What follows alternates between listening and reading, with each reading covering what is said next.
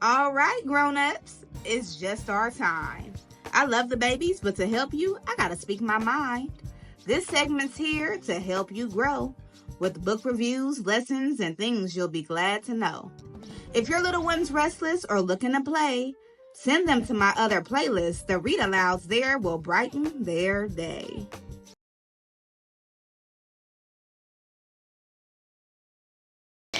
Hello, beautiful people. Welcome back to the Teacher Lady Show.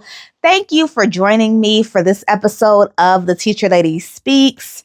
I'm Miss Erica, the Teacher Lady, your fairy godparent when it comes to sharing joyful stories and growing young minds. Now, every single week on the Teacher Lady Show, we have a new topic. And this week's topic was all about raising children to be a bit more appreciative.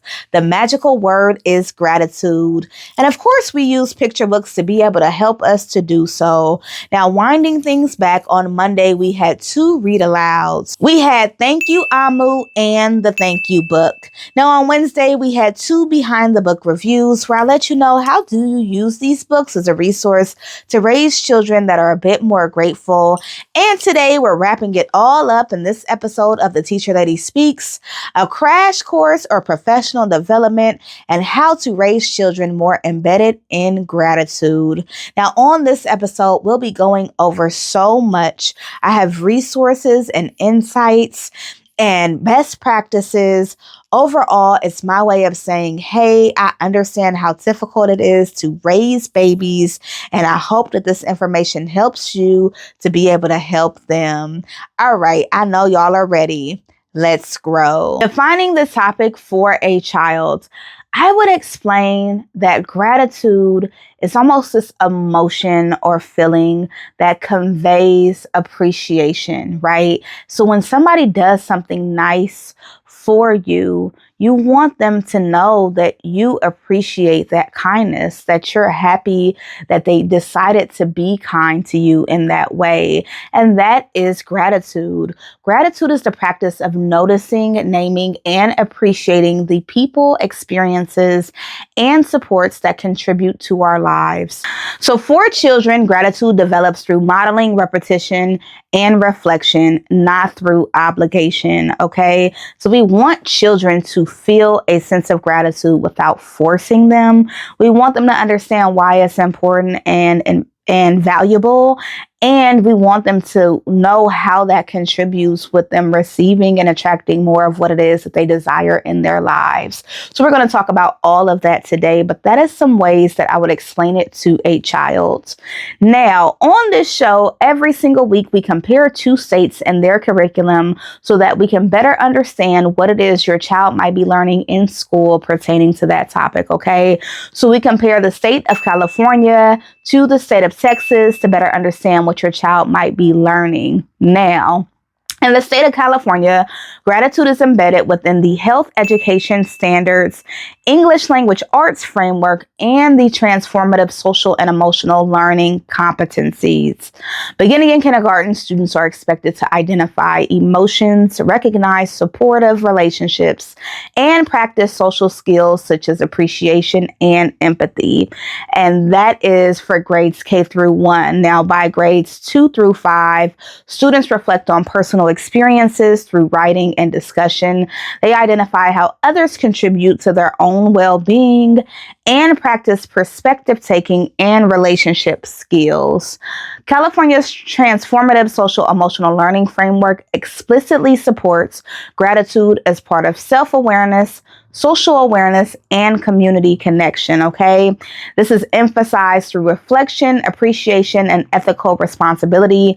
Gratitude is also reinforced through English language arts standards that encourage narrative writing, poetry, and expressive language to reflect on meaningful experiences.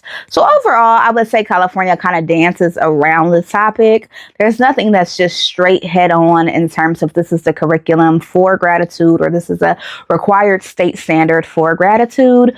But overall, the state of California does want children to understand the importance and value of relationships, how other people perceive them, and so on and so forth. So it dances around it some. Now, In Texas, gratitude aligns with the health education and English language arts and reading standards.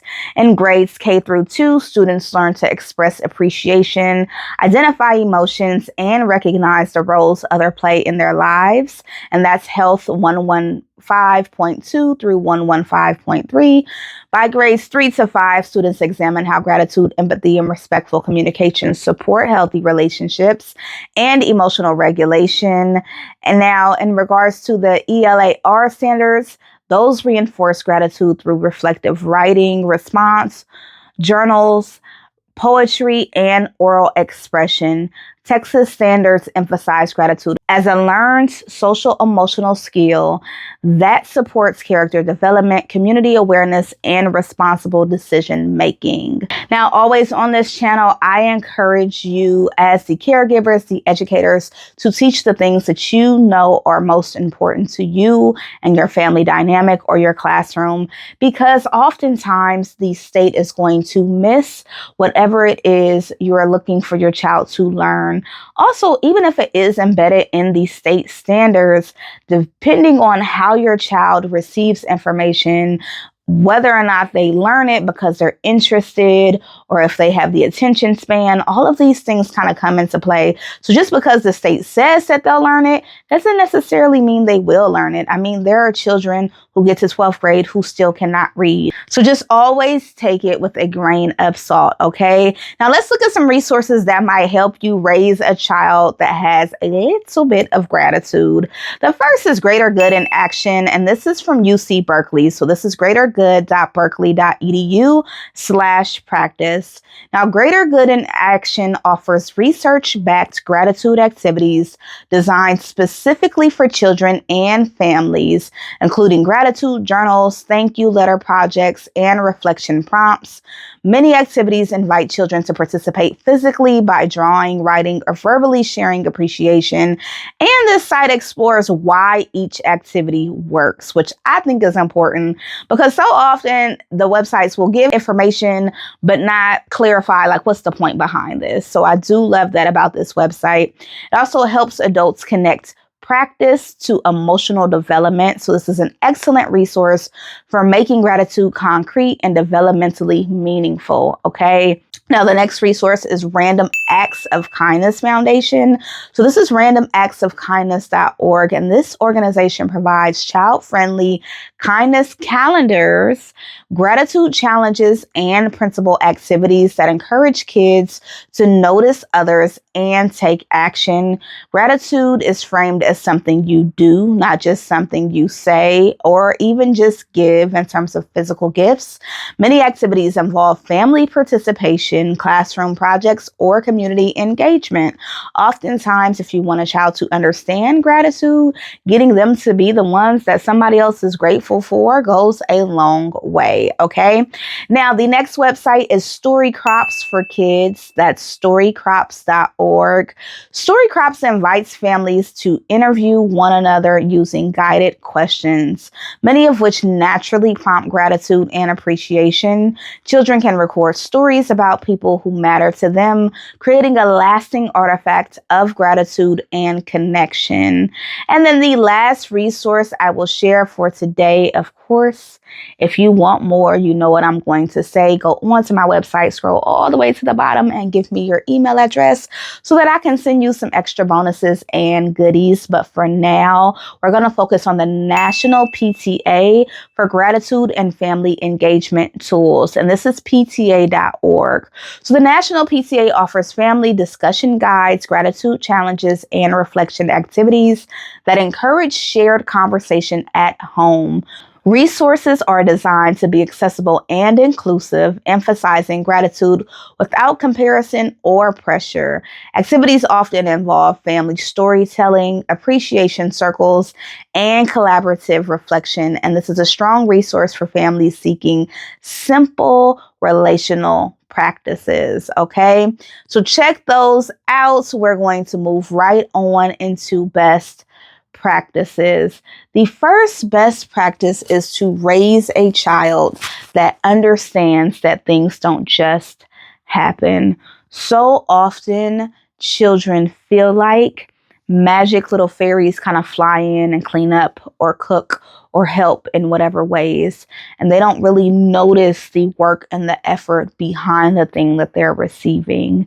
And so I am a firm believer that you should not be throwing out the things that you did for your child, especially not in anger, like, and I took you here and I did this for you. That we're not going to do that. But having them understand the almost magic behind the thing is going to go a long way. So for my daughter, she goes to school an hour and a half away from her home. Like, she goes to school really far from her home. And there are so many things that happen that allow her to get to school every day on time. Yay, me. And shout out to my husband. But there's so many things that happen that she did not recognize that they were taking place because they were shielded from her.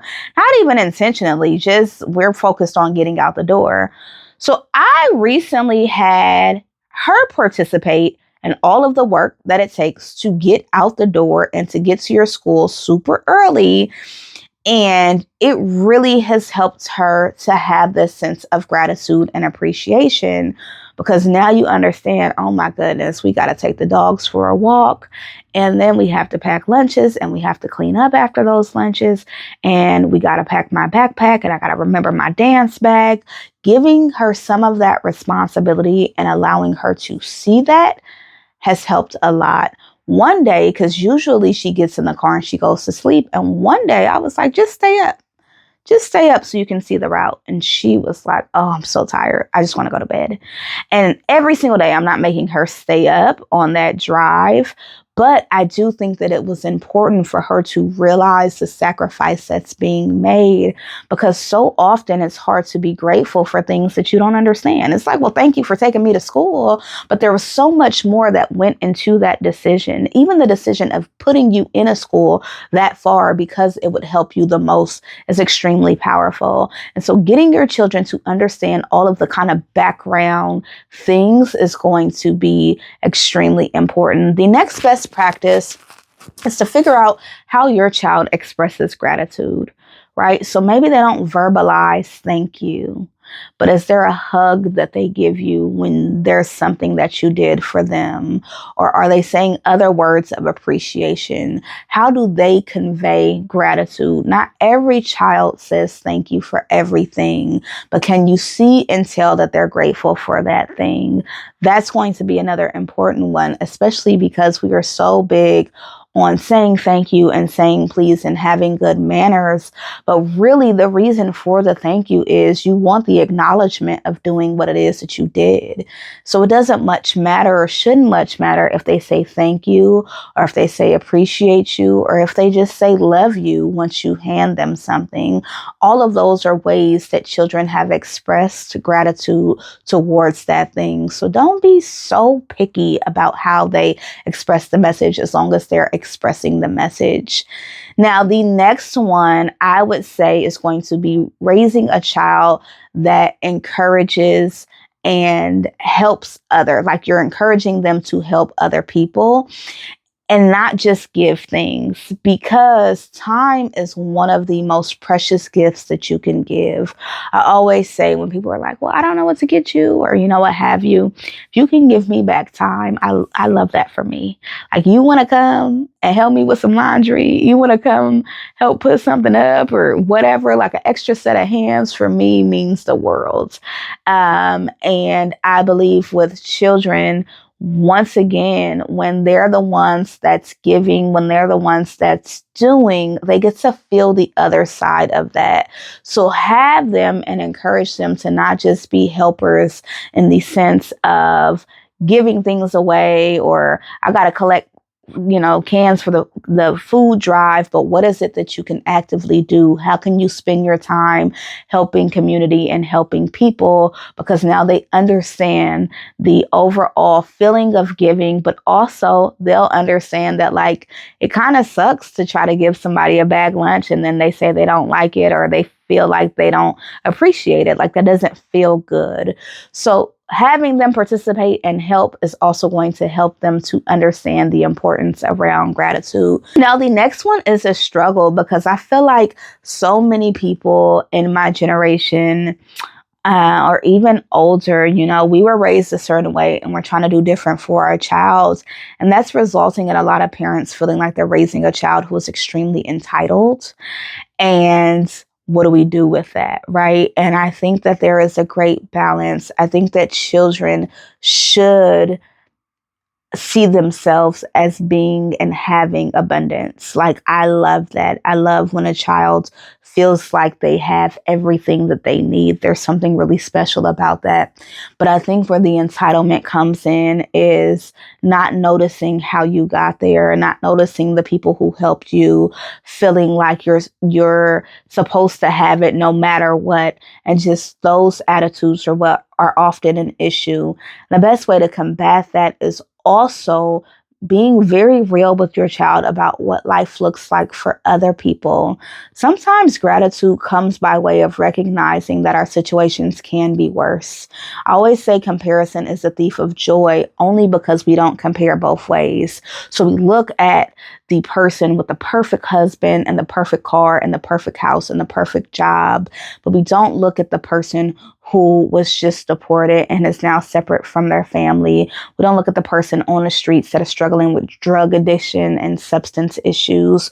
That list continues. We only compare for what we feel like we should have or where we should be, never how worse it could be. And so I think getting your child to recognize that their reality is not a reality of a lot of people also helps with gratitude, and along those same lines encourages them to give back, to do more. They really do go hand in hand. Typically speaking, the child that is unwilling to help and unwilling to give has the most entitled attitude and struggles the most with gratitude, right? They really do work together. And I don't even know the science behind it. I can just tell you from observing students that they go hand in hand. That child that is the most willing to stand up and help me pass out pencils or throw away the trash or whatever it is, that child who is willing to help is also the same child who is appreciative when things are done for them,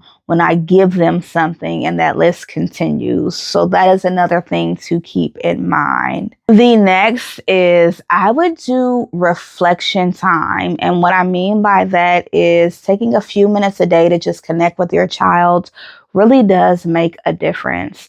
Like just sitting down with your kid and even starting the conversation by like, these were the things today that worked really well for me and that I was grateful that this person helped me out, or I appreciated this about my day.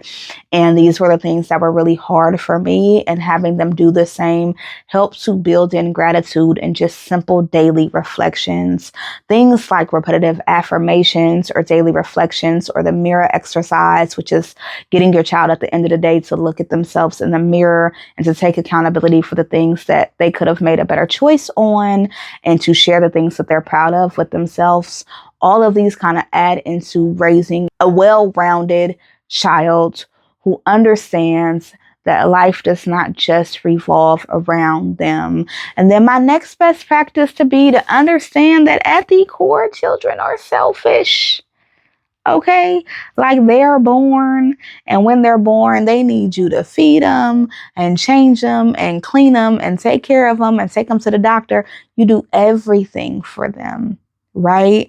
And so at the core, at least initially, they provide affection, but that's about it. As they get older, you want to build a child who is also willing to give back, who is also willing to help, who is also willing to have an attitude of gratitude, and just be patient and recognize that it is a process for some children. When to seek help. I had a person tell me that their child is a narcissist, unless you have the qualifications to diagnose that, We cannot say that for sure. But if you are to a point where you feel like your child doesn't care about anybody else, you feel like they're only concerned with themselves, you feel like no matter what you do, it's not enough, you feel like they have very negative attitudes, you feel like they have a great sense of entitlement, and you're like, oh my gosh, no matter what I do, you're not grateful, it's not enough, you're, like spoiled, you're a brat, you have all of these very real frustrations towards your child, you might need to seek additional help. Y'all might need therapy together. You might need family therapy. That child might need to see the guidance counselor at school. You might need to see a medical doctor to make sure that there isn't an underlying condition that requires additional support or assessments or research. Overall, for this section of the show, I always say that if it is too unbearable for you, if it's not enough, if what you've been trying is not working, you might have to go and get some help that is outside of your home in order to make sure that you and your family are okay. I would say that it is not normal for children to just be completely disinterested in helping anybody else, completely disinterested in showing any level of appreciation and gratitude, consistently having an awful attitude, or when something is done, complaining about it and recognizing the negativity in it or what could have been done better versus what was done. All of those are signs that that child needs some additional support and help. And I will say that when children seek attention, they go about it two ways. You have children who get attention from positive things and beautiful things that they do. And then you got children who act a fool because that's how they're going about it right now. And your child might really just be having a cry for help. That might be their way of saying, I need some attention and I need some support and I don't know how to articulate that, so I'm gonna act out. Okay, so go get some support and some resources for them. But I will also say to make sure that you're taking care of yourself, man. Like for the person who emailed me, if you truly believe that you're raising a child that's a narcissist, how does that impact your mental health and your well-being? And so some of this seeking help is you seeking help, making sure that you have a good community circle or group of friends, a therapist, that you're writing or journaling daily or going for walks for yourself, drinking a cup of tea or taking a bath at night. Man, I'm telling you, we as caregivers, parents, educators, we don't take very good care of ourselves. And if we don't take care of ourselves, it's going to be like the book, The Giving Tree, which is featured on this show, where we have nothing left. If you try to pour and your cup is empty, there's nothing there. So replenish yourself and take care of yourself. And even if you are raising a child that's a narcissist, you do the best that you can possibly do. You do as much research as you can, and you go get additional support for both of you, sometimes separately, sometimes together. Let's keep growing. All right. Common questions. Should children always say thank you? I addressed this earlier, but I will add to it.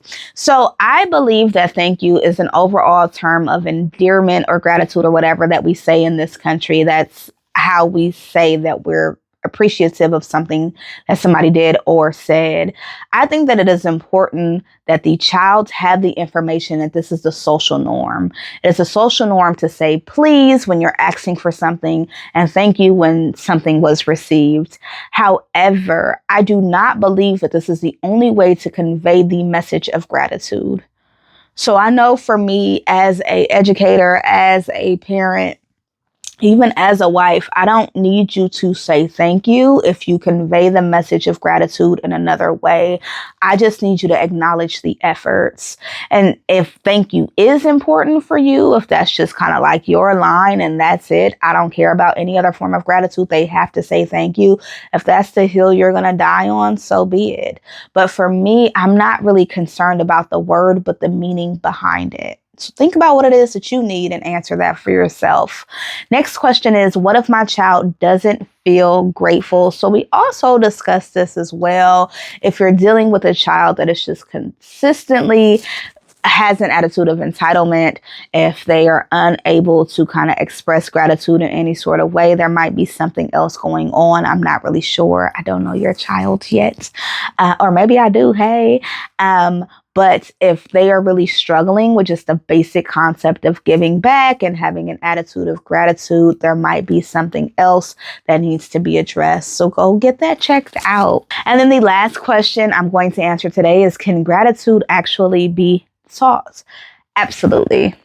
You can absolutely teach a child to be grateful. I think with so many of these things, we expect children to just kind of know them, and we as adults don't always know them, okay? So a lot of times I'll get a new class, and sometimes I do have to teach students to have an attitude of gratitude, to give back, to be kind. All of these are traits that have to be kind of developed over time and experience, and gratitude is no different. So yes, you want to remind children that not everything revolves around them, that if somebody is doing something kind for them, then they should show a bit of gratitude and appreciation towards it, and just overall model what it is that you're expecting from them. I am a strong believer that you cannot force a child to be grateful. You can't yell at them or demand a thank you, just like you can demand an apology, not if you actually want it to mean anything, but you can definitely introduce the idea of being appreciative of the things that are done for them. Okay. Wow. That was a mouthful. I am grateful, you see what I did there, that you all showed up for this week's episodes. Thank you so much for learning with me, for growing with me, and for being part of this book-loving community. If you did not know, I am also an author and illustrator. Be sure to check out my children's books. Now, those books also encouraged a program called the Empathy Library. And the Empathy Library is a pay-it-forward program where we get books to children in need on purpose, okay? Now, this is done by way of your generosity. So go check out the Empathy Library. Check out my children's books. Bring me out to your school to do a professional development or a read aloud, and just overall leave a comment, check in. Thank you. This is major. There's so many topics coming out of this show. I've been really, really grateful to receive your email messages, and I just really appreciate y'all. Okay. Until next time, you remember to enjoy the moment or go be a joy in the moment. Bye.